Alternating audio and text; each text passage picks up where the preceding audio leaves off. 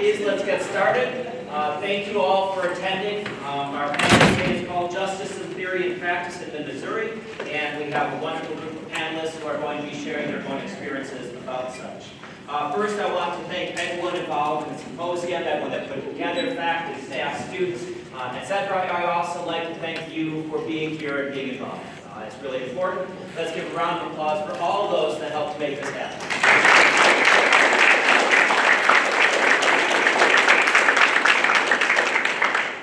Obviously, I also want to thank our panelists and our speakers here, and I will introduce them in just one moment. A few other things in terms of logistics and so on.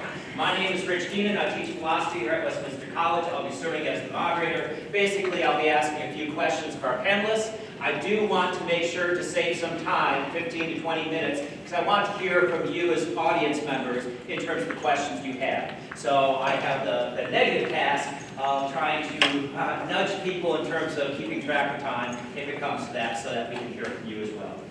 In terms of logistics, please silence all your electronics so it does not disturb our speakers. All right, without further ado, to my furthest left is Kelly Hill, the Executive Director of Heart of Missouri CASA, court-appointed special advocates, whose volunteers give children in foster care hope and hope, while the parents, DCS, court, and others do what is necessary to make sure the child can be in a permanent, safe, and loving home. Kelly earned her Master of Social Work from the University of Missouri in 2012 after completing her Bachelor of Social Work at Evangel University. Round of applause for Kelly.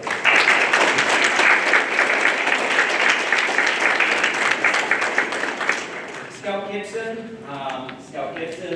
is a Fulton native, and she has served as the Executive Director of Fulton Public Schools Foundation for the past 3 years, leading efforts to strengthen community support for Fulton students and teachers.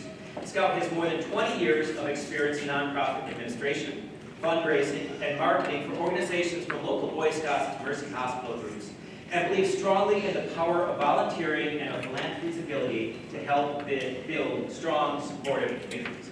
Round of applause.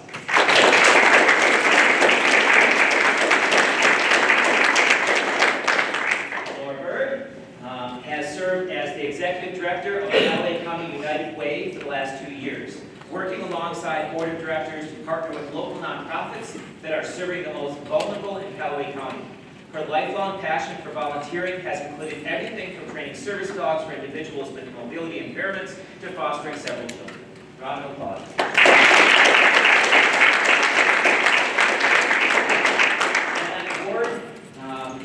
Since 2008, has been a volunteer advocate daily engaged with survivors of human trafficking, coordinating with agencies and organizations to help meet diverse survivor needs, and conducting anti-trafficking training in the community.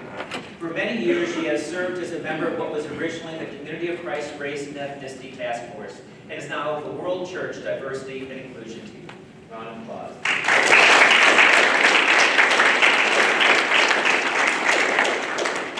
Again, thank you all very much for being here. Well, I'll start from left to right, from my left to right. So this Hancock Symposium is organized around the ideas of justice. Broadly speaking, can you tell us how yourself and your organization can help lead to a more just society? Sure. You already introduced me. You already know I work for CASA, Court-Appointed Special Advocates. So what we do is train and support volunteers from the community to advocate in the court system for children who've been removed from their parents' care because of abuse and neglect. So the whole purpose of foster care is to reunite children with their parents, if at all possible. That happens about half of the time. In the end, we want children to be in safe, permanent homes. And so I think from CASA's perspective, when I think about justice and I think about who we serve, for me, I think CASA plays a really important role in justice for kids. We don't maybe think about kids in foster care as victims, but they are victims of crime. And so they deserve safety, they deserve permanency, they deserve comfort and nurturing. And so I think for children who can be with their parents, that is the best thing possible. So I think there's justice that comes in and restoration comes in when parents can get what they need to resolve these kids into foster care, which you may not know, the majority majority of kids come into foster care not because of physical or sexual abuse, but because of neglect, due to serious substance use and mental health problems on the parent side. So those are things that need a lot of resources, they need a lot of support. And so I think when those things can be resolved, when our community works together to help those kids and families, that I think is bringing forth justice in those kids' lives to give them permanency. Thank you very much. By the way, can everyone in the back hear myself and others? If at any point you can't hear us, please let us know. We do have a mic and so on, but I want to make sure, obviously, we're reaching your audience. Scout, can you tell us a little bit about how you yourself and your organization can help promote justice more broadly in the community? I'm Scout Gibson, and I work for the Fulton Public Schools Foundation. The foundation was established to raise money to give back to the students of the community, as well as fund classroom grants and scholarships for seniors. Some of the things that we have been able to do, whether they be specific donations or written as classroom grants, have been promoting civics, tours of the state penitentiary for sociology classes to help them understand the justice system as a whole. They promote government classes, government learning. We also help with encouraging attendance programs and helping to make things more equitable for students who are not as able to, or not consistently able to attend school and things like that, and funding some of our classroom grants. Some of the other things that we can do are funding the taking of the CASA exams every year, and so that more students are able to establish themselves and have the confidence because they might not otherwise be able to have their graduation and their success. Thank you very much. Laura, how about yourself, in terms of yourself and your organization, in terms of promoting justice? So my name is Laura. I'm the Executive Director of the Calaveras County United Way. I always say that sounds really important and sexy, but I also clean the bathrooms because I'm the only one that works there. But United Way is a big global organization, but each United Way is individually run in their region. So for me, my United Way consists of me, and then I've got a board of directors and a lot of people here. We were just talking, Columbia's got a United Way, Jeff City has a United Way, and those all are a lot bigger than what we are. But so my role is really more on the back end and supporting the local nonprofits that receive our grants. We don't have the depth to offer any direct services to any individuals. That's something that I'm really trying to work towards. But what we do is we're really a fundraising agency, and then we write grants for other local nonprofits. So all the money that we raise in Callaway, it stays right here, which I think is incredible and really important. And CASA is one of our grant recipients. But as far as justice goes on our role, it's more of awareness in the community. I'm here to try to support and promote all of our nonprofits. I do that a lot by meeting with businesses, doing payroll deduction talks. So I come in and I let you know what we do, and then people sign up to donate $1, $2, $3, $5 from their paycheck every pay cycle, and then that goes to us, and then we're able to pass it right back out there. So it's a lot of awareness, bringing that to the community. I do try really hard to maintain a connection with each of our grant recipients, whether it's touring at our house to see how they're doing, just to understand what their challenges are, so that I can better communicate that with the community. And I do get a lot of phone calls from people looking for assistance, and that's really good to be able to connect them to what they need. And Annette, would you speak a little bit about yourself and promoting justice for your organization? So I think of justice as not just us, right? Is that we can not, because I needed sort of foundational framework for us to all be speaking. So I think of it's not just us. I've been a volunteer advocate since I helped found an anti-trafficking organization in 2008. So I've been just a community volunteer, community advocate, working directly with survivors, providing education, being in the dark places as well as the big room places. Right now, I'm affiliated as a founding board member of an anti-trafficking group in Jefferson City called Jefferson City Citizens Against Trafficking and Exploitation. But for me, it has no boundaries of geography. I just try to be present wherever there's a need, and that includes other things. But at the root of human trafficking is the commodification of a human being. So a person loses their humanity when they're a victim of trafficking. And it could be anyone. So it's not just us in terms of we think it's a person who's maybe homeless or the person who's in forced prostitution. If they're in prostitution, it might be forced prostitution. Or it's somebody who has a drug addiction. What we would say is vulnerable people that I have learned in working with a broad spectrum of people, that they're all ages and all backgrounds, and happens both in sexual exploitation and in forced labor. So my involvement with people, both survivors and community, is to promote the humanity of individuals, because trafficking is a commodification of human beings. It is a selling of human beings for profit, for someone else's benefit. And individuals who are trafficked lose their identity, have no worth except as a commodity. So for me, that's at the root of promoting justice.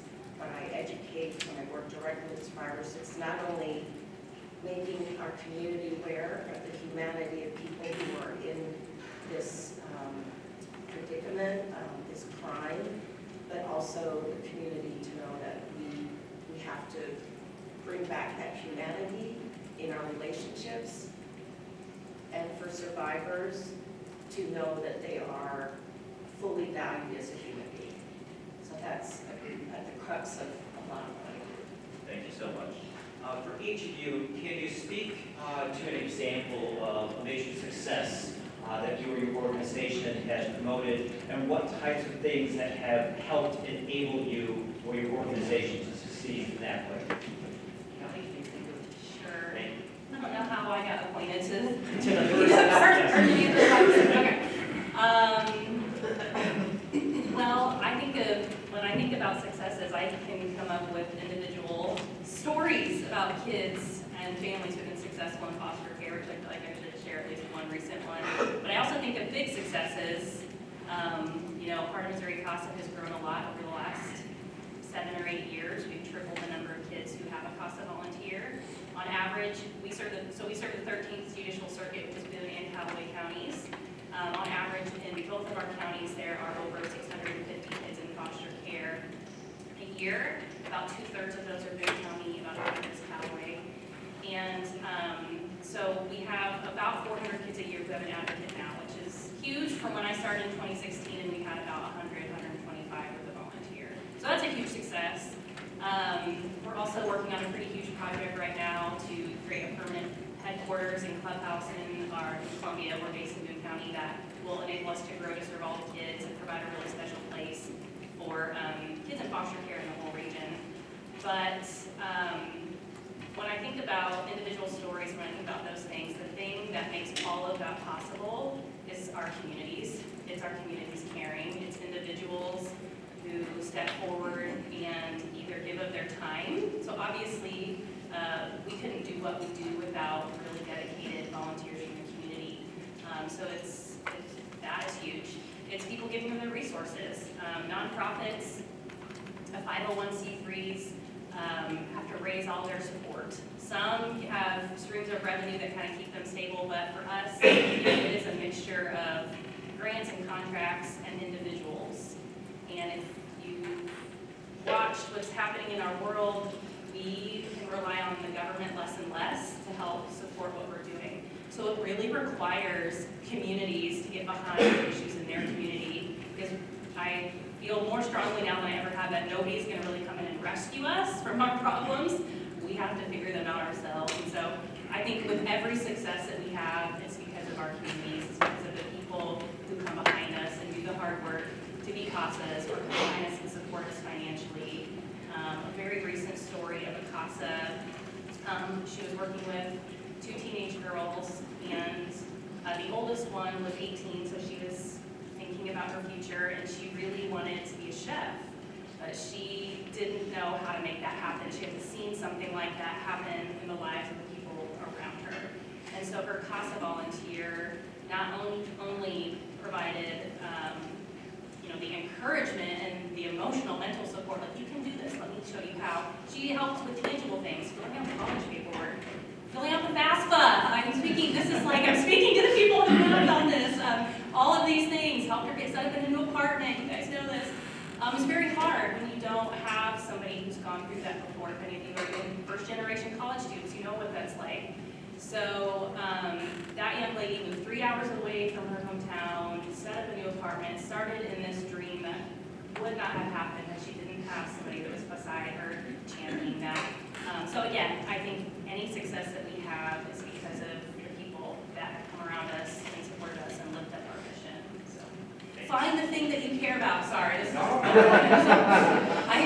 love to say this, especially if you're young and you're in college.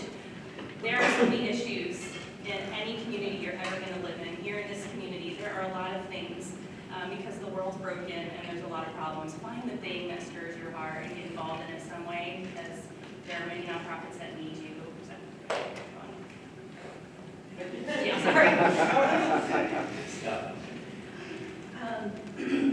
Well, so the foundation is mainly about raising money to be able to get back into those served by our public school system. So one of our biggest successes most recently was being able to do something a little bit different and help the school system establish their new Fire 1 and 2 program, where they are, it's set up kind of like a tech program where the seniors who are interested in becoming firefighters are in a program half days throughout their entire senior year to get their certification, do the learning and the practice to get their certification. And so through some extra class reunion money, a specific class reunion that donated, and had 60th class reunion that donated heavily toward the foundation, we were able to provide new equipment for the beginning fire department program.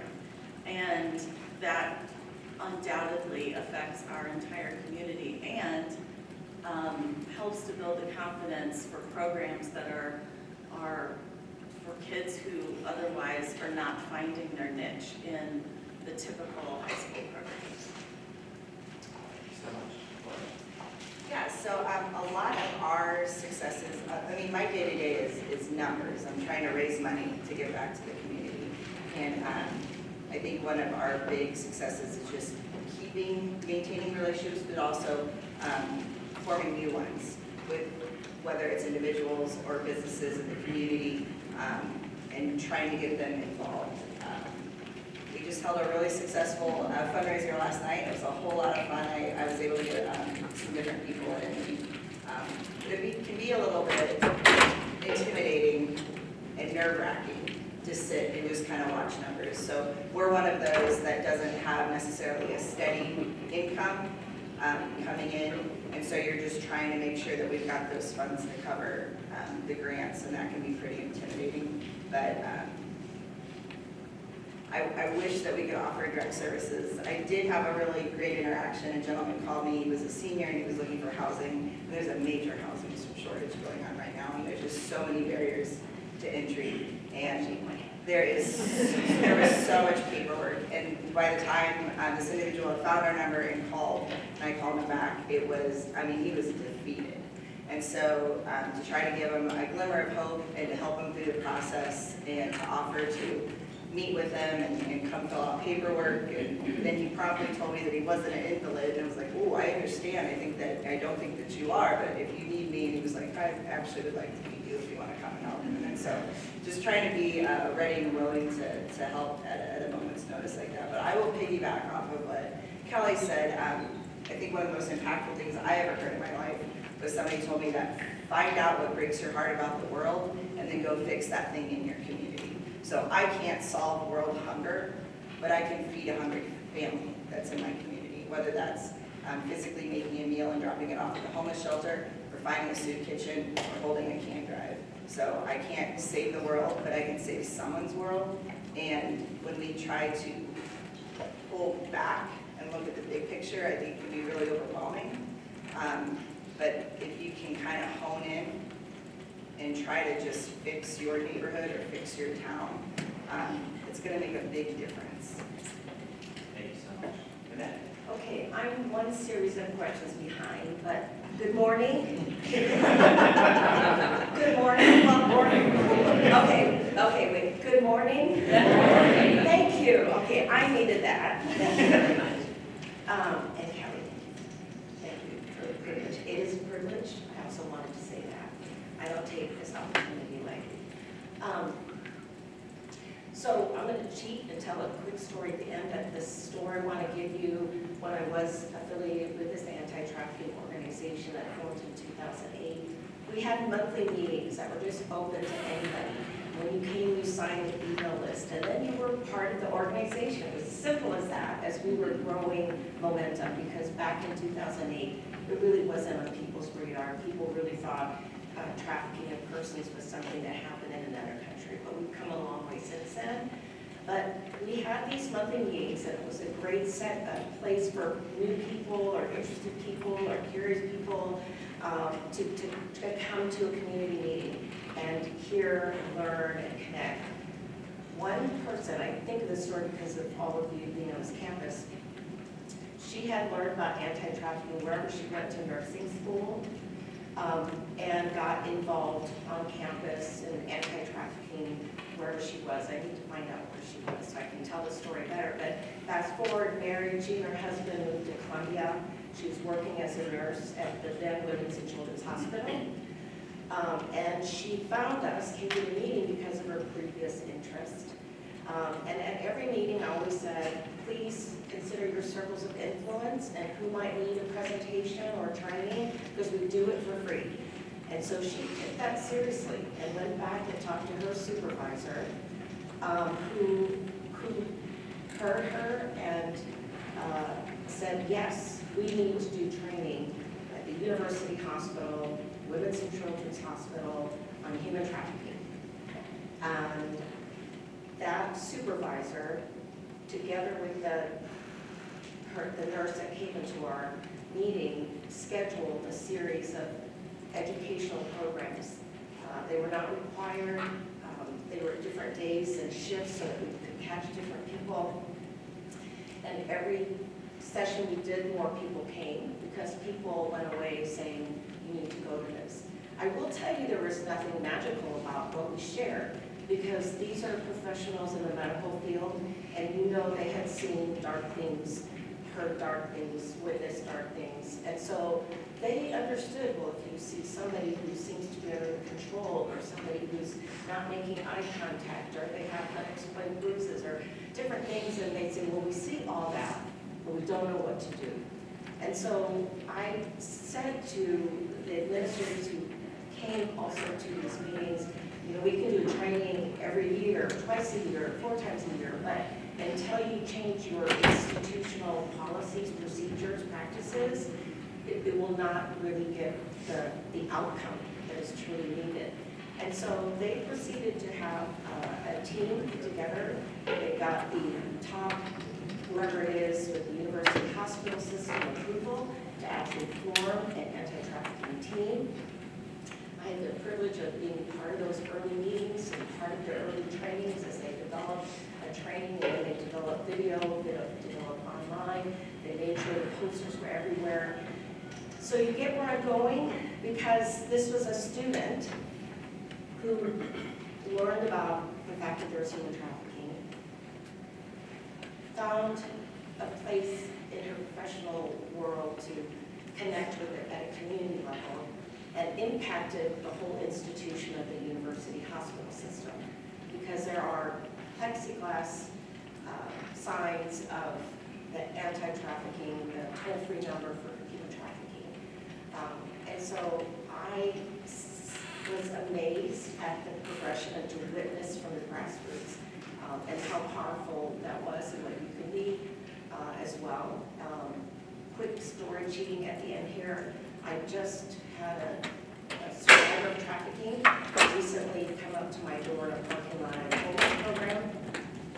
I didn't recognize her at first, and then she said who she was. I got out of my car and we hugged. She was a survivor who, when I met her, when she was referred to me as homeless, didn't have a phone, and I barely had any interaction with her to get her phone, to get her more safe, before she disappeared again. And I kept calling the homeless program to say, has she shown up? Has she shown up? And finally I realized I had to just let it go and hope that maybe she'd come back around again. That day in the parking lot, she came back around again. She had taken a job and ended up being, she thought a job, ended up being trafficked again and taken away from the area. But she thought she was taking a job that would help get her back on her feet. And then she experienced horrific exploitation once again. And she said to me, and this isn't about me, this is the youth, I say this with all humbleness, and say that we each have the power for that, and I know these ladies all know that as well. She said, Annette, just knowing that there was someone like you that cared about me gave me hope all that time when I was away being trafficked. So that, to me, the hope, which is what you spoke to, is the power that we have. Thank you so much. Ellie, you had mentioned that the world's broken, so I'm going to piggyback off of that iteration, and people have talked about housing shortages, homelessness, and so on. In our present day age, in which things are so polarized, in which it's so divisive, the language promotes all sorts of hate, et cetera, et cetera.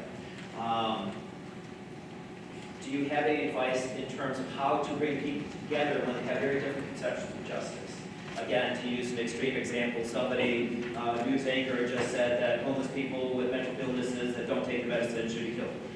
Well, that's extremely, polarizing language and so on. But somebody might think that that is the correct sort of solution. Obviously, many of us, all of us, think that's the wrong solution. But my point is, how do we bring people together when there are such different visions and so polarizing language and so on? This is obviously not together for all of you, so any of you can speak first. I will encourage anyone to speak first in terms of. Yeah, okay. All right. Yeah, that's a big question. That's tough. We live in a really, we do live in a really divided time. I don't know if I was alive 50 or 60 years ago, maybe people then would say the same thing. I don't know, maybe it's always felt divisive, I'm not sure, but it does feel like it gets worse.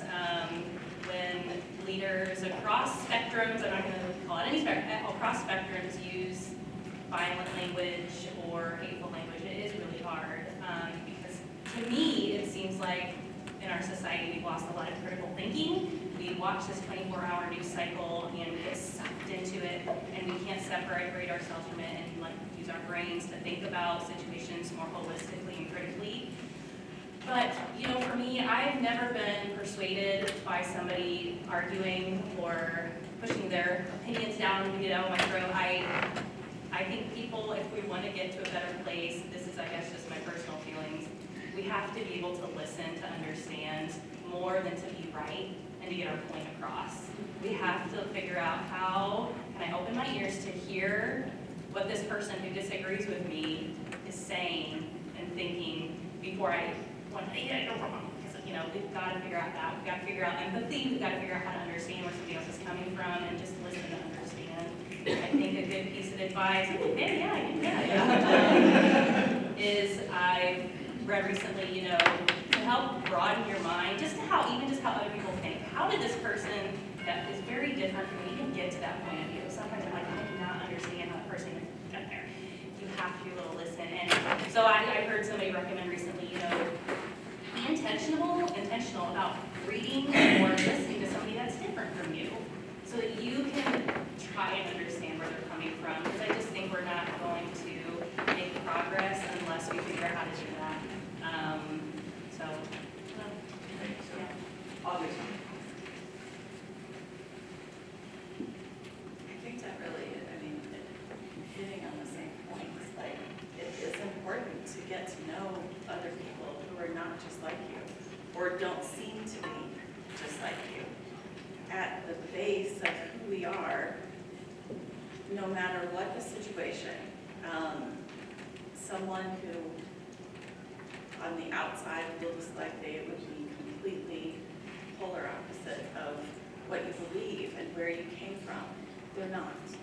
No matter, I mean, we all have so many of the same situations, no matter what our income is, no matter what our skin color is, no matter what our experiences are. And finding that common theme with anyone, I think, is at the root of trying to make things better and be better. And starting in community, as we touched on, is really the best bang for your buck as far as your effort and your focus.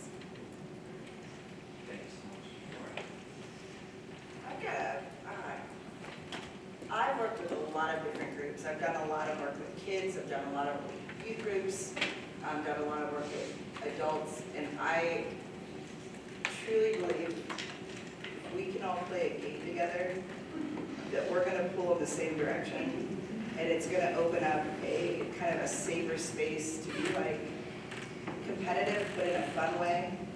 I think that when you get to know people outside of whatever the big scary thing is, you're going to realize that you've got 99% more in common with somebody than you don't. So I'm a big believer in, I know it sounds so stupid, but like board games, card games, getting groups together, doing some stupid game wherever you are as a kind of a team building. The 24-hour news cycle is scary, and I've been really guilty of just checking out and not watching it, because it's a fear cycle, and it can feel really scary. But there's some kind of balance there between staying informed and understanding what the issues are, and not feeding into the fear, not doing the clickbait. But within my family, whenever we sit down for dinner, phones go away, and we bust out a game. We go to Bex, and we're the family that plays cards, and I make my children learn how to play the games, because that's why I have them, so I can have a partner to play spades with. But I really think that there's something to be said for playing games. Do you have a question? I wanted to say something. I don't feel like it's my place to. I will love this. Oh, yes. So, this is a card game that a lot of people haven't heard of, but I think it's fun, and my grandparents have been able to play. Have you heard of the card game 31? I have not. No. You should look it up. It's fun and cool. I think games too, like talk about cross-generationally, like I can sit down and play cards with my grandparents, and we're gonna talk some smack. And I've got grandparents that are far right-wing, I've got grandparents that are far left-wing, but we can all come together and we can sit down and we can play a game, and it's going to break down barriers and I'm a big believer that whatever side you're on, it doesn't mean you don't have a belief system. I think we're really demonizing each other right now. And if you can come at it in problem, you can understand that you do have a belief system. It's completely different than mine, but it doesn't mean that you don't have values, and what you value isn't important. And so I think that's something that's really incredible. I am really bad with conflict because of my childhood. I come and I think I've got to do a song and dance to break those barriers down. And it's something that I'm working towards, learning how to be good at conflict resolution. But I am a big believer in connecting with people through, whether it's cheering for sports. I will always cheer against whoever the Dallas Cowboys are playing. Just because I'm trying to get under my Uncle Earl's skin. And it's hilarious. And we have it's just, if we can find the connection and get playful and show our human side and come in without an agenda, I just think that it's a really important way to start working with people that don't believe what you believe and try to get everybody to pull in the same direction. Thank you so much. And then, would you like to share? So even when I said good morning and asked you to say good morning in response, that for me was bringing us back to an us. And these are small things, and I appreciate the listening, intentionality, playing. So I want to think of what I can add to what's already been said. When I have given presentations on anti-trafficking, it's of course a very overwhelming subject. It's a global horrific crime. What can I do in my little world?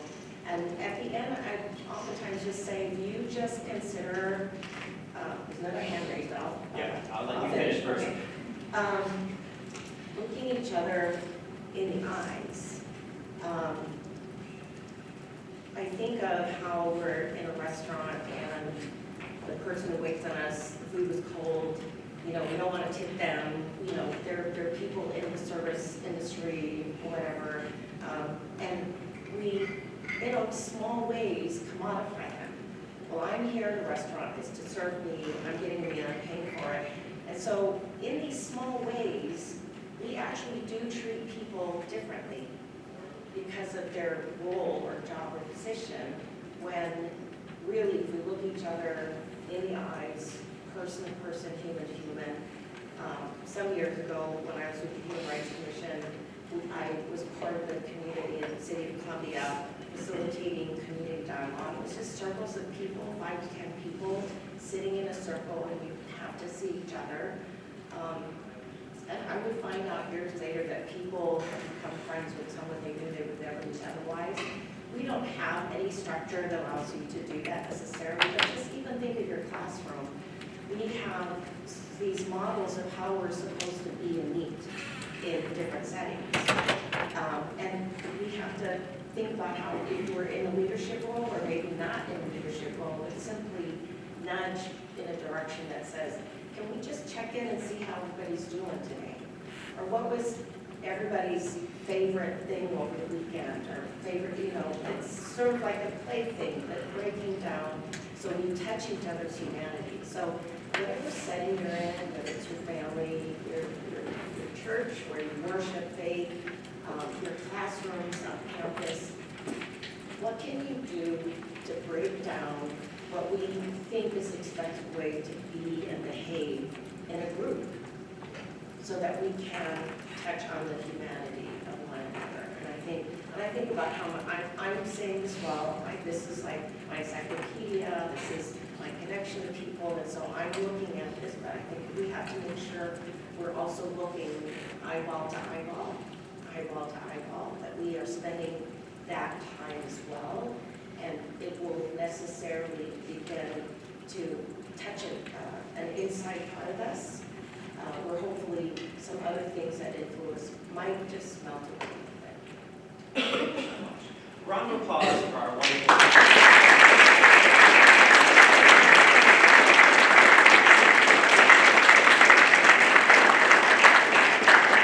As I said, I wanted to make sure that we save time for questions from the audience. People have already been interested in asking questions. I will bring a mic light, they will need a mic. Otherwise, please, questions for our panelists, you can let us know for one in particular or for all of them generally. Yes, thank you. So this question is for each of you. What sparked your interest in working in the community? Was there a certain event that made you want to help the community, or is it something that you really consider for you? So in case you didn't hear the back, the question is about what sparked your interest in your own community involvement that you then were engaged in. I think we should start this way. Come this way. My mother was a school teacher, my father was a social worker, so, you know, I grew up even as a small child. I still have a very vivid memory of, as a child, going into the home that my parents visited. They're also very active in their church and did a lot of visiting, and I remember, I worked many years in the field of disabilities, but I remember as a small child visiting the home of somebody who had a disabled adult, and was very in a bed and not able to walk or talk or any of those things. And as a small child, getting exposed to different people in intimate ways, it definitely impacted me. I remember my father, as a social worker, got a call to our house, and I remember him immediately changing how he spoke. He was speaking what we call in Hawaii, pidgin English. He was talking like the person on the phone was talking, and that stands out. So it's these places that have stuck with me, times and places, things I witnessed that influenced me in really grasping, again, I keep saying humanity, but just the value of each and every person that we need to overcome the distances by being present for one another in whatever ways we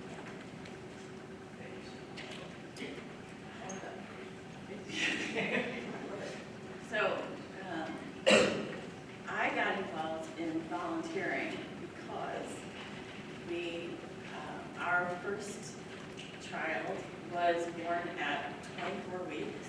He was 1 pound, 10 ounces, and we were involved with a parent support group in the NICU. We spent 4 months in the hospital with him, and then, so the hospital we were at in St. Louis had a wonderful support system, and we wanted to be part of it, and they make you wait a little bit to get involved so that you're out of the hospital and out of the system, and at least hopefully his child was stable at home and things like that. And the first meeting that we went to, they were talking about a fundraiser that they had, and many of you know my husband, Tobias, and he could tell that I really wanted to do something and help. And I sat through one meeting and did not raise my hand. And then at the next meeting, I kind of took over the fundraiser. And we went from like $1,200. They had this wonderful fundraiser of letters from Santa. So parents would send in information about their kids. They would get a personalized letter from Santa that had all their information. It was just mostly a form letter, but then you could tweak it a little bit. And they raised $1,200 before I got involved, and they were very happy with that. And then Tobias stood and shook his head almost every time I opened my mouth about it. But we got the forms in all the Toys R Us's in St. Louis, and we raised $9,000 the next year. And so I wanted to make a difference, and I wanted to be able to provide, and so that was kind of, but it was good. That was how I could give back and make sure that the other people who were in the units with the parents who were in a situation that most of them never dreamed possible. But they could make a difference. Thanks. Well, I think mine's a combination of similar, how you're raised, I think impacts you a lot. But I also feel like my college story really impacted me, so I don't know, for some of you that are here and you might be starting on one path and you're figuring yourself out more and you're like, that might not be the right path, it's okay to switch paths. But I went down as a pastor when I grew up in a urban area and downtown area, and we had a lot of people that came to the church who were drunk, high, and it was a very interesting exposure as like from a 4-year-old till 12, something like that. So I saw a lot of hurting people very young, and so knew in my heart I wanted to do, and it's so cliche, I wanted to do something that helped people to make a difference. So when I went to college, I started out as a business major. That makes sense, right? Like, I didn't know what I was going to do, and realized this isn't quite for me. And I don't know if you guys use Gallup Strengths Finder. Do we do that here? If not, you guys can take the Gallup Strengths Finder assessment. It's a great tool. I just learned so much about myself throughout my college experience, and so thought business isn't right. I want to do something that helps people. So I went to psychology.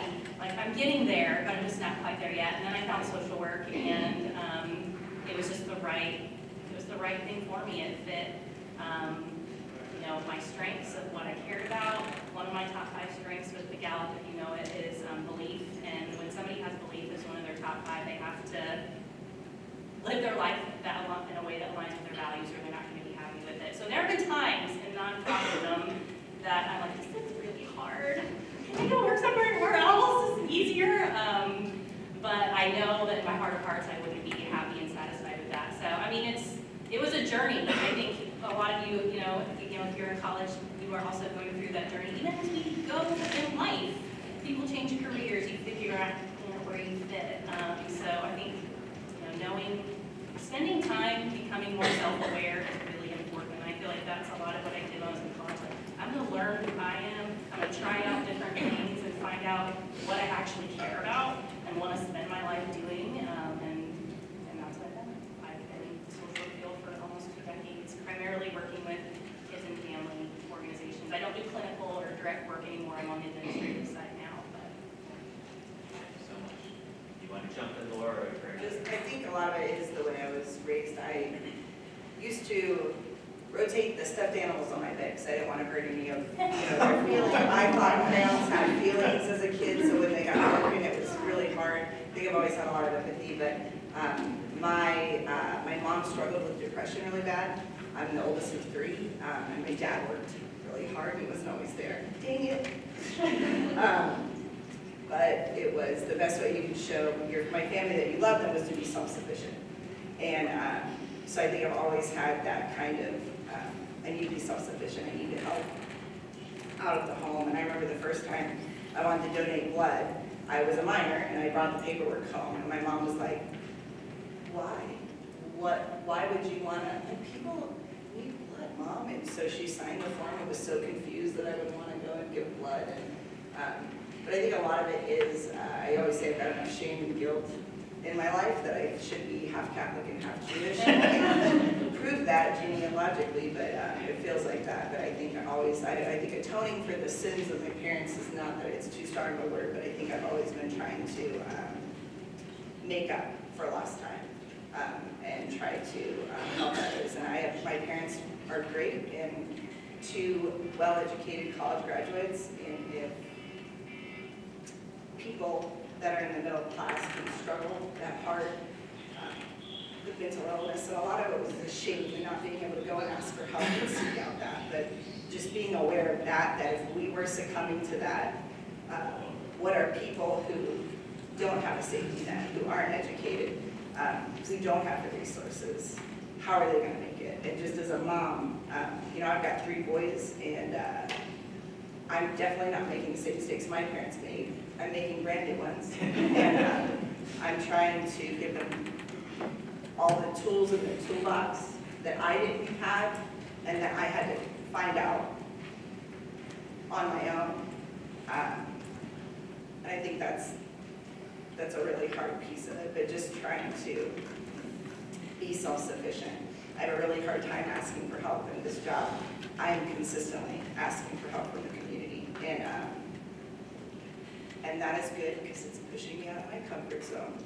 And I think that the more self-aware that you can be is really good, but just never stop learning, never stop figuring out what makes you the way that you are, and then figuring out what your weaknesses are, and then try to find those opportunities to get better.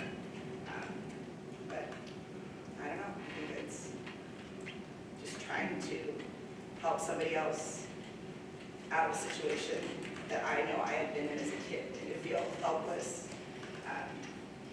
to know that, and I think I was a little bit more self-aware. I know I was a little bit more self-aware than my brothers. I always tell my youngest brother, we grew up in two completely different tax brackets, and I'm so proud of him and grateful that he doesn't have any of the things that I have, or those memories. But just always trying to do something, and that's one of the big reasons that led us to fostering. We became foster parents.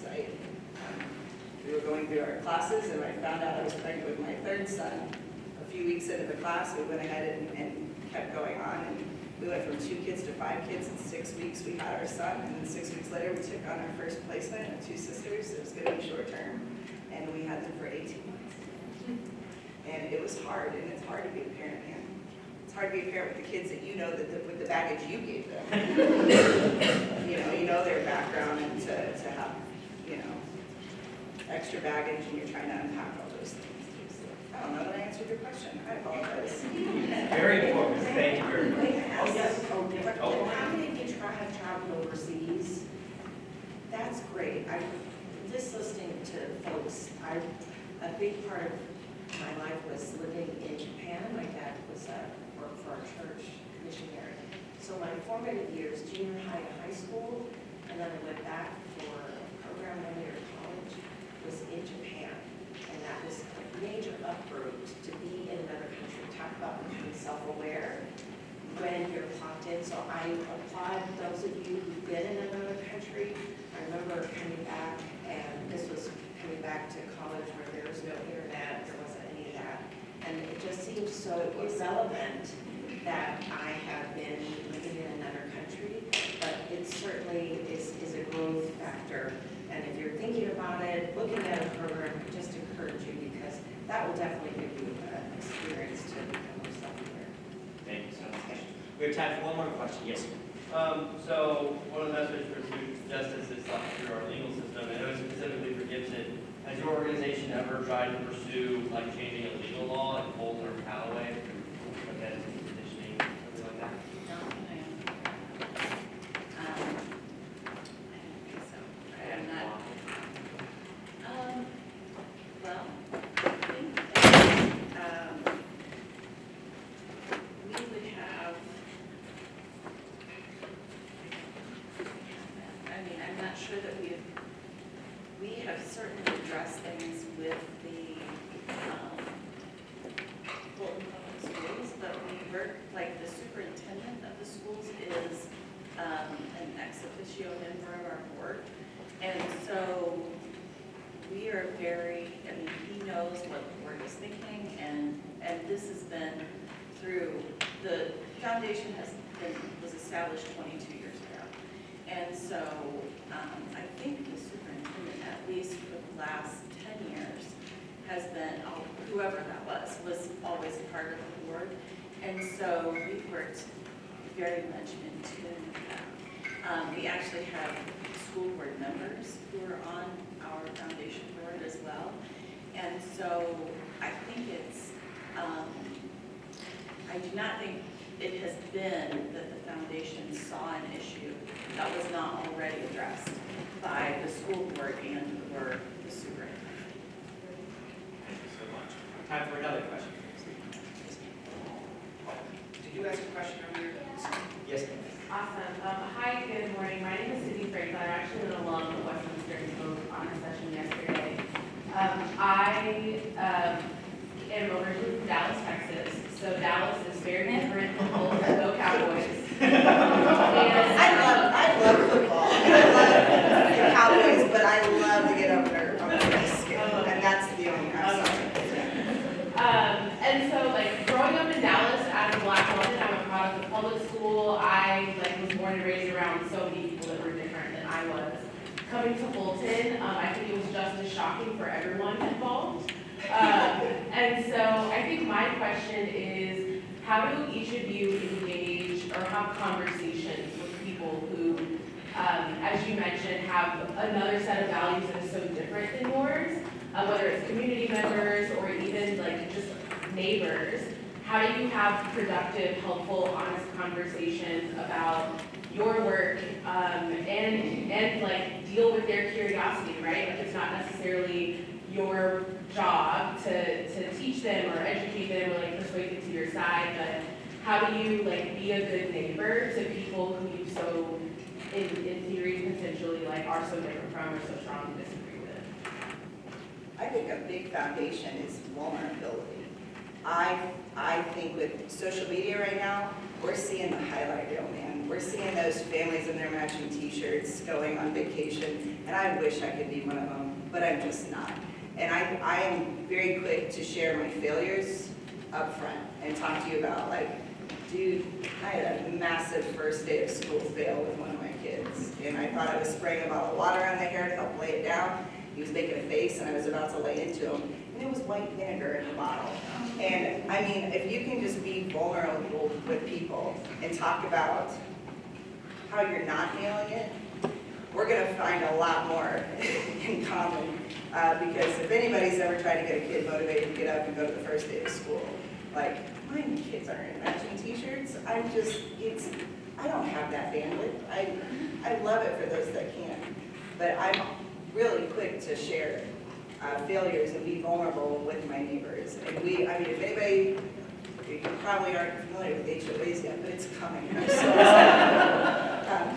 But we've got a pretty sturdy HOA in my neighborhood, and all they want to do is walk around and tell you how you're not nailing it as a neighbor. And I'm like, I hear you, man, those weeds are growing. And I also burn dinner. And then they're like, oh, I burn dinner too, And so if you can just be vulnerable and try to find connection. I think a lot of us want to be perfect and show everybody how good we are at things, and I'm not.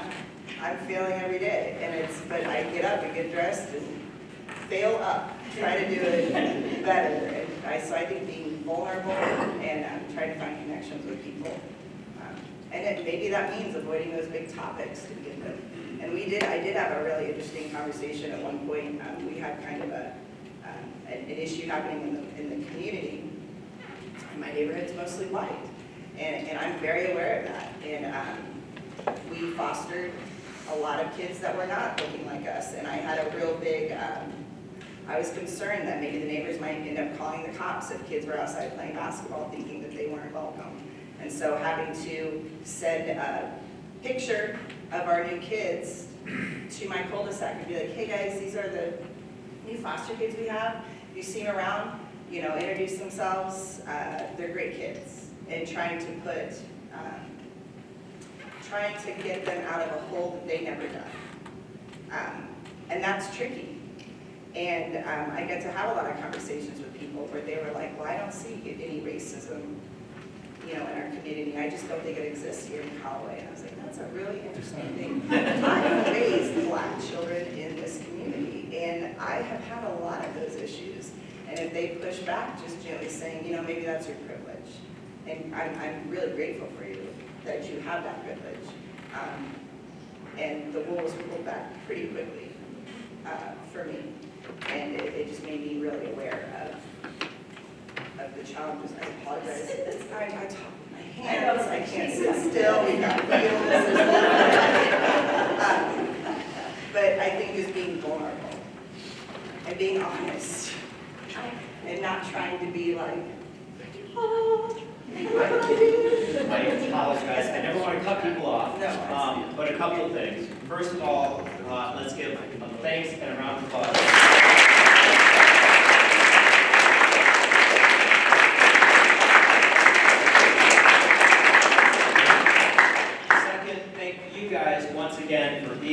here. I really appreciate it. We appreciate it.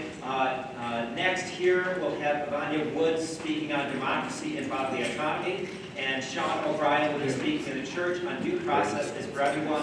Thank you very much, and please stay actively involved.